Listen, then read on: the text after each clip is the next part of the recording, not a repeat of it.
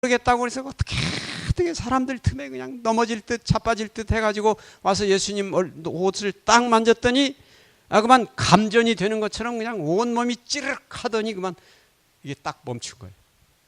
그래서 그냥 부끄럽기도, 여자가 부끄럽기도 하고, 그래서 그냥 슬그머니 빠져 도망가려고 그러는데 이 양반이 서서 나 만진 놈 나오라 이거예요. 여자가 할 수 없이 나와서 내가 이렇게 됐다고. 그래, 네 믿음이 크도다. 네 믿음대로 되어라. 네, 그렇게 말씀. 근데 지금 요 순간에 제일 애가 타는 사람은 누굴까요? 아버지요. 애기 아버지요. 지금 한시가 급한데. 그래가지고 하여간 빨리 갑시다. 근데 예수님은 일부러 느릿느릿 가는 거예요. 지금 일부러. 예수님이 늦으시는 데는 늘 이유가 있다는 것이지. 그래서 가보니까, 그 집에 가보니까 애가 어떻게 됐어요? 언제 죽었다는 거예요? 금방 죽었다는 것입니다. 그 조금 일찍 갔으면 얼마나 좋아. 근데 죽었어요. 그냥 죽었어요. 그랬더니 예수께서 말씀하시기를 울지 마라. 얘는 죽은 것이 아니라 잔다. 그랬더니 사람들이 킥킥킥 하고 웃어요. 저 사람은 무슨 사람이 죽은 거하고 잔 것도 구별을 못하는 사람이 와서 뭘 한다고. 죽었어요. 예수께서 새 제자를 데리고 들어가셔서 하늘을 향하여 기도하시고, 그 다음에 달리다굼, 이 말은 소녀야 일어나라, 이렇게 그 아람어로 번역을 했습니다만은 원래의 그 주석을 찾아보니까 저게 무슨 뜻인가 하면 어린 양아 일어나라, 그런 뜻이라는 것입니다. 그러니까 우리로 말하면 강아지야 일어나라. 우리가 애들을 안고 아이고 내 강아지야 일어나라 이렇게 말하는 것처럼 예수님이 그렇게 말씀하세요. 강아지야 일어나라. 뭐 유대 사람들은 강아지를 별로 안 좋아하니까는 어린 양아 일어나라 이렇게 말씀하세요. 그랬더니 이 아이가 어떻게 됐다는 것입니다. 일어났어요. 근데 여기도 문제가 있어요. 이 아이가 언제 죽었다고요? 금방 죽었어요. 당장 죽었어요. 이제 거기 사람들이 생각하기를 어떻게 됐다고? 기절했다가 다시 깨났다고 생각할 수가 있다는 사실이죠. 그래서 예수께서는 적어도 이 죽음의 문제에 대해서 가장 확실한 해답을 주셔야만 되는 것입니다. 그래서 일부러 자기 친구 나사로가 죽었을 때 이틀 동안이나 가지 않고 나흘 만에, 죽은 지 나흘 만에 거기 도착을 하신 거예요. 그랬더니 마리아가 쫓아나와가지고 뭐라고 원망을 하는가? 아이고 선생님 좀 빨리 오시지. 선생님이 여기 계셨더라면 우리 오라비가 죽지 아니하였겠나이다. 그것이 바로 오늘날 우리들의 고백입니다. 우리들은 이제 더 이상 예수님을 볼 수도 없고 만질 수도 없어요. 우리 사랑하는 가족이 죽어갈 때 예수님이 좀 빨리 오시면, 지금이라도 오시면 내 가족이 죽지 않을 텐데. 이 요한복음은 바로 오늘의 우리들을 위해서 쓰여진 복음서입니다. 예수님을 더 이상 만질 수 없고 만날 수 없는, 볼 수 없는 오늘날 우리들을 위해서 쓰여진 책이 바로 요한복음입니다. 그래서 이 요한복음에서는 예수님을 만지는 것이나 뭐 쓰다듬는 게 있는 게 아니고 뭐의 능력이 있다는 거예요? 그의 말씀을 믿으라는 것입니다. 거기에 기적이 일어납니다. 그래서 예수께서 말씀하시기를 나를 믿는 자는 죽어도 뭐 하겠고? 살겠고 살아서 나를 믿는 자는 영원히 죽지 아니할 것이다. 네가 이것을 믿느냐? 저도 오늘 여러분들에게 바로 이 질문을 드리고 싶습니다. 여러분도 이 부활을 믿으십니까? 우리는 저 일반 다른 교회에서 얘기하는 것처럼 예수님이 너 오빠 천당 갔으니까 걱정하지 말아라. 그게 아니죠. 예? 성경에는 그런 교리가 없습니다. 예수께서는 사람이 죽는 걸 죽음 잠이라고 말씀하십니다. 우리가 마치 잠잘 때 모든 기억이 없는 것처럼 자는 것입니다. 잔다는 것은 무슨 뜻입니까? 그 이튿날 아침에 다시 일어난다는 것입니다. 성경이 가르치는 가장 확실한 교리는 죽음과 부활입니다. 다시 살아난다는 것이죠. 그래서 예수께서 나사로를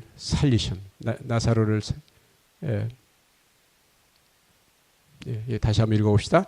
예수께서 가라사대 나는 부활이요 생명이니 나를 믿는 자는 죽어도 살겠고 무릇 살아서 나를 믿는 자는 영원히 죽지 아니하리니 이것을 네가 믿느냐? 가로되 주여 그러하외다. 주는 그리스도시요 세상에 오시는 하나님의 아들이신 줄을 내가 믿나이다. 여러분도 이 고백을 하게 되시기를 바랍니다. 중국에 가면, 산동성에 가면 공자님의 묘가 있습니다. 뭐 그게 진짜 그 양반 묘인지 아닌지는 모르지만 하여간 거기 가면 수많은 사람들이 죽은 공자님을 참배하기 위해서 줄을 서 있습니다. 무덤이 거기 있습니다. 인도에 가면 석가모니가 돌아가셨다고 하는 곳에 석가모니는 사실 무덤이 없습니다. 왜냐하면 그분은 돌아가셨을 때에 그 화장을 해버렸기 때문에 화장을 했더니 거기서 사리가 얼마가 나왔는가 하면은 한 말 반이 나왔다고 그러죠. 한 말 반이. 그래서 여러분들이 이런 데 절에 가보시면 대웅전이라고 써진 데가 있고 대웅보전이라고 쓰여진 데가 있습니다. 대웅보전이라고 쓰여진 데는 그 부처님의 사리를 모시고 있다고 해서 보자를 하나 더 넣습니다. 원래 불교라고 하는 것은 무덤의 종교입니다. 그래서 불교에 가면 반드시 절 마당에 뭐가 있는가 하면 탑이 있습니다. 원래 불교는 인도에서 시작할 때 그 탑을 도는 것입니다. 그 탑이 뭔가 하면 부처님의 사리를 거기 넣어놓고 탑을 돌면서 뭐 경을 외우고 하는 것이 불교의 시작이었습니다. 죽음의 종교입니다, 사실은. 제가 예수님이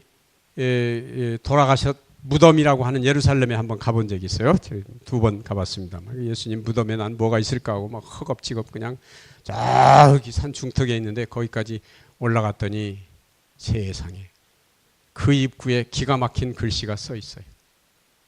뭐라고 써 있는가 하면 저기 영어로 되어 있는 그 글씨가 바로 거기 써 있어요. He is not here, for he has risen. 요거 딱 그 한마디가 그 예수님 무덤 앞에 영어로 쓰여 있어요. 저게 무슨 뜻입니까? 그는 살아나셔서 그는 살아나셨기 때문에 여기 계시지 아니하시다. 예수님은 무덤에 계시지 않습니다. 여러분 그게 얼마나 다행한 일입니까? 만일에 예수님이 돌아가셔서 그 무덤에 계시다면 인류에게는 영원히 죽음을 이길 수 있는 희망이 사라져버리는 것입니다. 예수님이 사흘 만에 죽은 지 사흘 만에 부활하셨고 나사로가 죽은 지 나흘 만에 다시 살리셨습니다. 기독교는 부활의 종교입니다. 우리 교회의 가장 핵심적 기별은 뭔가 하면 안식일도 아니고 뭐도 아니고 부활입니다. 부활이요. 예수께서 다시 죽음에서 살아나셨다는 것은 기독교의 가장 핵심적이고 최대의 기별입니다. 제자들이 전한 가장 핵심적 기별이 바로 그거예요. 왜냐하면 우리가 보았다는데 뭐 너희놈들 그런 소리 하고 어떻게 죽은 사람이 산단 말이냐 그따위 소리 하고 다니지 마라. 죽인다 너 그런 소리 하고 다니면 사람들을 미혹해가지고 그따위 소리 하고 다니지 마. 그러나 제자들은 뭐라고 그래요? 아니 우리가 본 걸 어떻게 안 봤다고 합니까? 우리는 그 양반이 죽은 지 3일 만에 살아나셔가지고 옆구리를 우리가 손가락도 넣어보고 여기 손바닥에 못자국에다도 손도 넣어보고 그래 그분이 하늘로 올라가는 것을 봤는데 왜 안 봤다고 합니까? 차라리 날 죽이시오. 12제자가 다 순교를 당했지만 그들이 예수님이 살아나신 걸 보았다는 그것을 부인하지 않았습니다. 이 부활이 기독교의 최대의 기별입니다. 베드로가 이 이야기만 하고 마치겠습니다. 베드로가 마지막 당시에 베드로 행전이라고 하는 책이 있어요. 베드로가 꼭 썼는지 아니는 모르지만 베드로 행전이라는 책이 그 당시에 있었습니다. 그 책을 읽어보면은 베드로가 자기 제자 예루살렘에서 전도하다가 너무 핍박이 심하니까 로마로 갔어요. 로마에 가서 전도하려고 당시 최대의 도시인. 근데 너무 핍박이 심하니까 하루는 아이고 도무지 못 해먹겠다 정말. 그리고 도망가려고 자기 제자 나자리우스라고 하는 제자를 데리고 저 동편문으로 이른 새벽에 도망갑니다. 근데 도망가는데 갑자기 앞에 큰 올리브 나무가 있는데 그냥 환한 불빛이 나타났어요. 깜짝 놀라가지고 쳐다보니까 예수님이 거기 십자가를 지고 나타나신 거예요. 그래서 베드로가 묻지요. 선생님 어디로 가십니까? 그의 라틴어로 유명한 꼬바디스 도미네. 꼬바디스 도미네. 네가 로마를 버리고 도망가기 때문에 내가 다시 로마를 위해서 십자가에 못 박히려 간다. 선생님, 제가 잘못했습니다. 내가 다시 로마로 가겠습니다. 그래서 베드로가 로마에 가서 계속해서 부활을 전하다가 붙잡혀가지고 그 메머틴 감옥이라고 하는 감옥에 갇히게 됐습니다. 이 감옥은 바위에다가 굴을 파고 그 굴에다가 또 밑에 사람 들어갈 만한 구멍을 파고 지하로 또 한 층을 파서 무덤을 만들었습니다. 거기 베드로가 평생을 갇혀 있었습니다. 그러면서 그는 끊임없이 전도를 했어요. 여보시오, 간수들에게 여보시오, 나는 예수님이 죽었다가 사흘 만에 부활하신 걸 보았다고, 그리고 하늘로 승천하신 걸 보았다고, 그리고 다시 오신다고 약속하셨습니다. 당신도 그것을 믿으시오. 우리는 다 죽지만 당신이 그것을 믿으면 우리는 분명히 죽을지라도 부활하게 될 것입니다. 그가 나이가 많아서 베드로 나오라고 밖으로 나왔어요. 그날이 베드로가 처형되는 날이었습니다. 그 강가에 안개가 차닥 쪄 있는데 뒤에서 쇠고랑 차는 소리가 끌리는 소리가, 돌아보니까 거기도 머리가 허연 영감이 하나 있어요. 자기하고 비슷한 영감. 자세히 보니까 그게 누군가 하면은 바울이에요. 사도 바울. 아이고, 바울 사도님 얼마나 고생하셨습니까? 아이고, 이 베드로 사도님 얼마나 고생하셨습니까? 이제 우리들에게 긴 작별의 시간이 되겠군요. 그러면서 그들이 나눈 유명한 말 한마디가 있습니다. 그게 뭔가 하면은 마라나타. 마라나타. 그게 무슨 뜻입니까? 주님이 다시 오십니다. 주님이 다시 오십니다. 바울은 로마 시민이기 때문에 목을 베어서 죽여가지고 그 옆에 있는 티베르강에 시체를 버려요. 바울의 무덤은 없습니다. 근데 베드로는 로마 시민이 아니기 때문에 당시에 가장 잔인한 형벌로 그를 죽였습니다. 십자가에 달려서 죽는 것입니다. 근데 그가 죽으면서 그 사형수들에게 부탁을 합니다. 여러분, 예수를 꼭 믿으시오. 예수님은 죽었다가 부활하셔서 다시 오실 것입니다. 마지막으로 내가 부탁을 하나 드리겠는데 나를 십자가에 거꾸로 매달아 주시오. 거꾸로 매달. 많은 사람들은 왜 거꾸로 매달으라고 그랬을까? 그거는 자기가 예수님을 3번이나 부인했기 때문에 그랬다고 하는 사람도 있지만, 그거보다는 더 확실한 해석은 사람이 반드시 매달려가지고 피를 조금씩 흘리면 어떤 사람은 일주일 돼야 죽어요. 이게 십자가라고 하는 게 여기서 피가 조금씩 빠지기 때문에. 그러면 점점 피가 빠지면 고개를 수그려가지고 땅을 쳐다보고 죽게 돼 있어요. 근데 사람을 거꾸로 매달아 놓으면은 죽을 때까지 하늘을 쳐다볼 수가 있는 것입니다. 베드로는 죽는 순간까지 예수님이 다시 오시겠다고 하신 저 동편 하늘을 바라보면서, 올라가신 그 하늘을 바라보면서 그분을 기다리면서 찬송하면서 숨을 거두었습니다. 사랑하시는 여러분, 이것이 인류가 가진 최대의 희망입니다. 예수님이 다시 오셔서 나는 부활이요 생명이니 나를 믿는 자는 죽어도 살겠고 살아서 나를 믿는 자는 죽지 아니하리라. 그 말은 이미 살아있는 여러분들이 살아서 예수를 믿게 되면 여러분들은 잠시 잠은 잘지라도 죽는 게 아니다 이 말입니다. 자다가 다시 깨는 것이다 이 말입니다. 네. 여러분, 이것을 믿으십니까? 이것을 믿느냐 안 믿느냐 하는 것은 우리의 삶이 어떤 가치를 가지느냐의 아주 중대한 질문입니다. 그냥 애쓰고 살다가 아까 그 할머니처럼 황천으로 갈 때 10원짜리 몇 개 가지고 가는 것이 인생이 아니고, 여러분들에게는 이 확실한 부활의 소망이 주어져 있습니다. 이것이 기독교의 가장 핵심적인 기별입니다. 이 기별을 부디 믿게 되시기를 바랍니다. 우리 인생이 얼마 남지 않았습니다. 우리가 산다는 것, 앞으로 세월이 얼마 남지 않았습니다. 그러나 여러분들이 이 소망을 붙잡으신다면 여러분의 인생의 최대의 복을 붙잡으시는 것이라고 생각이 듭니다. 오늘 이런 결심을 하게 되시기를 바랍니다. 이제 우리 한 자매가 나와서 특창 준비했습니까? 네. 좋은 찬미를 부르는 동안에 여러분들에게 좀 결심서를 하나 드리겠습니다. 왜냐하면 결심이라고 하는 것은 그런 생각이 났을 때 마음을 결정하는 것은 매우 중요합니다. 왜냐하면 그 지나가 버리면 또 그냥 흘러가 버리고 마는 것이기 때문에. 그래서 여러분들이 여기 여러 항목들이 있는데 여러분이 읽어보시고 거기다가 내가 원하는 것에 꼭 표시를 하시고 그 다음에 이름을 꼭 써주시면 저희들이 여러분들을 최선을 다해서 도와드리겠습니다. 여러분들이 진지하게 읽으시고 진지하게 결심을 표시해 주시기를 바랍니다. 예, 노래를 들으면서 표시를 해주시면 감사하겠습니다.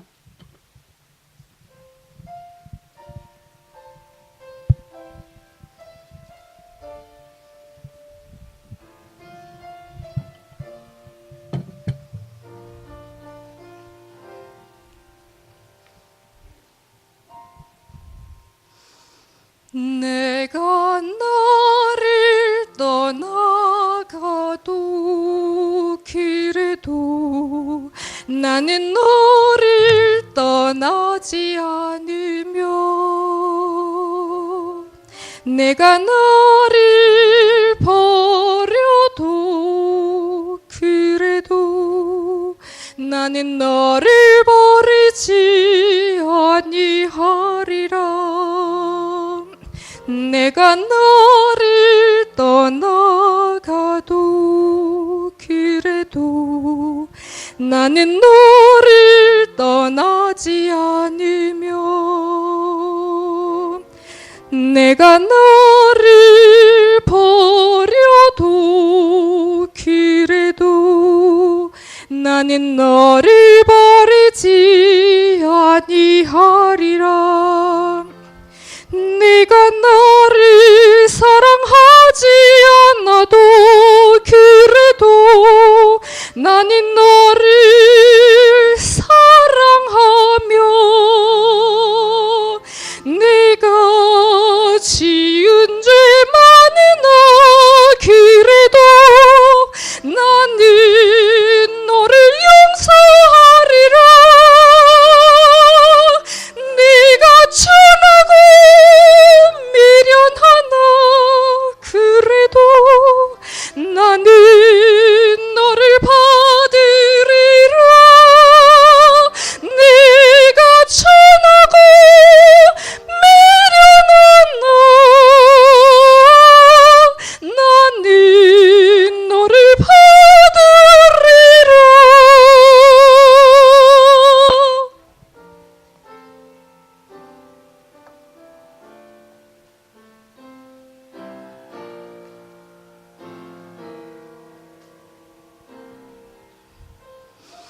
내가 나를 떠나가도 그래도 나는 너를 떠나지 않으며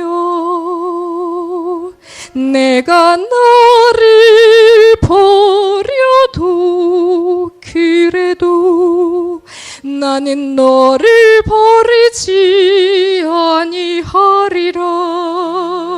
내가 나를 사랑하지 않아도 그래도 나는 너를 사랑하며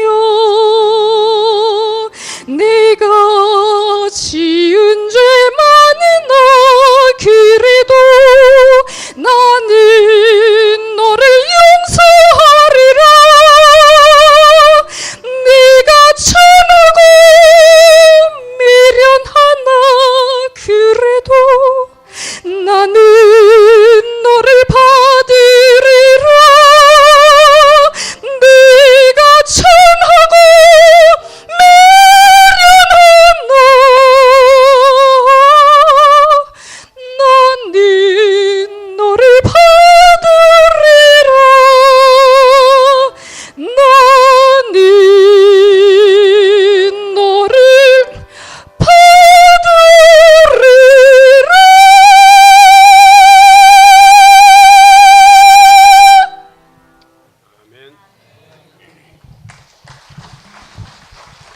감사합니다. 거두시기 바랍니다. 제가 말씀을 드리는 동안에 거두시기 바랍니다. 미국의 어떤 진실한 기독교인 하나가 큰 사업을 하시던 사장님인데 병이 들어서 죽게 됐습니다. 그가 마지막 병상에서 가족들을 다 불러 모았습니다. 그리고 자기 아내에게 이렇게 말합니다. 여보, 내가 당신을 만난 것은 정말로 행운이었어. 당신과 함께 새 아이를 낳아서 기르고 하나님을 잘 믿고 지금까지 살아온 것은 너무 큰 행복이었소. 당신과 함께 더 오래 세상에서 살고 싶지만 나는 당신보다 먼저 세상을 떠나게 되었소. 부디 당신을 하늘나라에서 다시 만나게 되기를 바라오. See you again. 그리고 큰아들을 불렀습니다. 마크야, 네가 우리 집의 큰아들이 되어서 태어났을 때 우리는 얼마나 기뻤는지 모른단다.